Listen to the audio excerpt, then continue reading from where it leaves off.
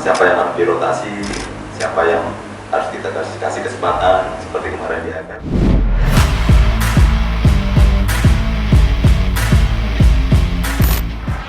Media Vietnam sebut timnas Indonesia kebanggaan Asia.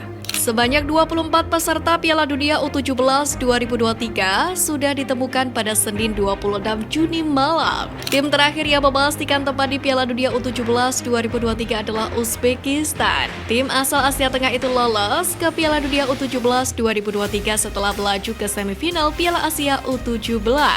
Asia sendiri memiliki 5 perwakilan di Piala Dunia U17 2023 ini. Jumlah itu merupakan yang terbanyak bersanding dengan perwakilan Eropa yang juga diwakili 5 negara.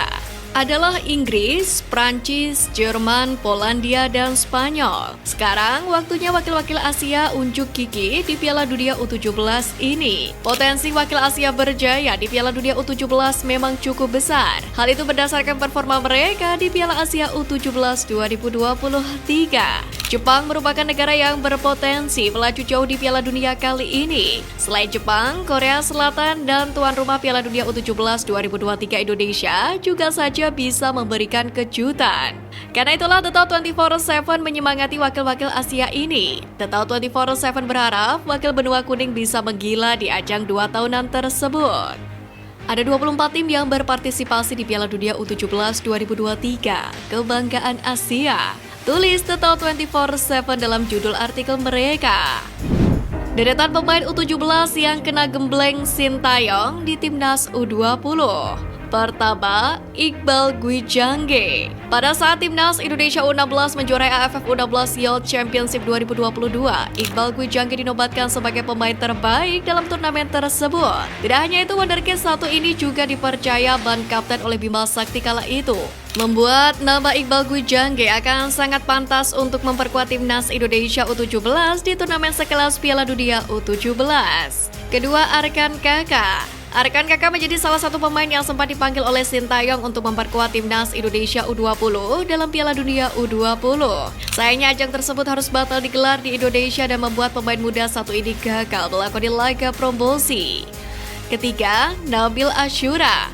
Pemain muda yang berposisi di lini serang ini berhasil menjadi top skor di Piala AFF U16 2022 lalu. Dia sukses menorehkan 4 gol dalam turnamen tersebut.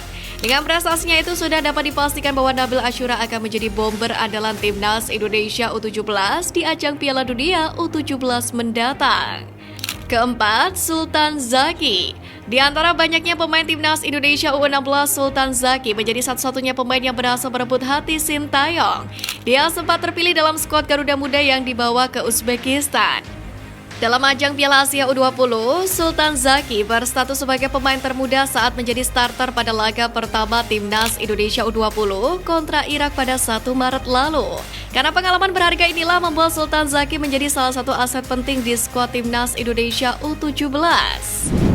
PR besar Garuda Asia jelang Piala Dunia. Ketua Umum PSSI Erick Thohir secara tegas menyebutkan kendali Timnas Indonesia U17 akan diserahkan kepada Bima Sakti. Pelatih berusia 44 tahun ini dianggap memiliki kapabilitas yang mumpuni. Timnas Indonesia U17 pun wajib mengejar ketertinggalan secepat mungkin. Dan berikut ini pekerjaan rumah yang kudu diselesaikan Bima Sakti sebelum Garuda Asia berlaga di Piala Dunia U17. Problem tim kepelatihan Garuda Asia memang sangat kompleks, di mana mereka harus segera mendapatkan pemain yang tepat untuk menghiasi posisi starting 11. Masalahnya tak ada kompetisi usia muda resmi yang digelar PSSI dalam beberapa tahun terakhir ini. Itu berarti jajaran pelatih Timnas Indonesia U17 harus mulai belusukan untuk mencari pemain ke daerah-daerah. Cara seperti ini juga pernah dilakukan pelatih Indra Syafri saat membentuk Timnas Indonesia U19 pada 2003 lalu. Namun perlu diingat, bila turnamen kali ini tak cuma sekelas ASEAN saja.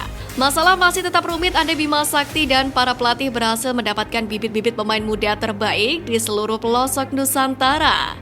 Lagi-lagi ketiadaan kompetisi jadi penyebabnya. Tanpa pertandingan rutin, kondisi para pemain akan jadi pekerjaan rumah utama. Tak hanya masalah taktik, tetapi juga kondisi fisik mereka jadi tanda tanya besar. Melakukan pemusatan latihan jangka panjang rasanya jadi solusi instan yang pas. Namun mereka juga harus berhitung agar pemain berada dalam performa saat turnamen nanti. Pemusatan latihan saja pun tak cukup untuk menghadapi turnamen besar sekelas Piala Dunia. Mereka pun harus mulai menghadapi lawan yang selevel untuk mengukur kemampuan diri. Uji coba di luar negeri pun menghadapi akademi terbaik di dunia akan sangat membantu Arkan Kakak dan kawan-kawan. Dengan cara ini, mereka bisa pelan-pelan merasakan atmosfer pertandingan yang sesungguhnya. Menghadapi turnamen bergengsi seperti ini, tim kepelatihan diharapkan menurunkan sedikit ego mereka mengenai local pride. Indonesia membutuhkan pemain terbaik sekalipun itu adalah diaspora.